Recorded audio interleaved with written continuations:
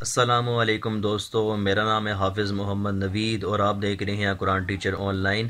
دوستو آج میں آپ کو ایسی آیت مبارکہ بتانے جا رہا ہوں، یہ ان لوگوں کے لیے بہت فائدہ مند ہے جن کو اکثر فکر و فاقہ رہتا ہے یا جن کے رزق میں تنگ دستی رہتی ہے۔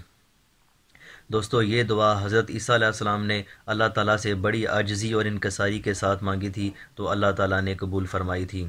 دوستو ویڈیو میں آگے بڑھنے سے پہلے تمام دوستوں سے گزارش ہے کہ ہمارے چینل کو کر دیں ابھی سے سبسکرائب اور پریس کر دیں بیل آئیکن کو، تاکہ اسی طرح کی اچھی اچھی ویڈیوز آپ تک بر وقت پہنچ سکیں۔ دوستو وہ آیت مبارکہ کیا تھی؟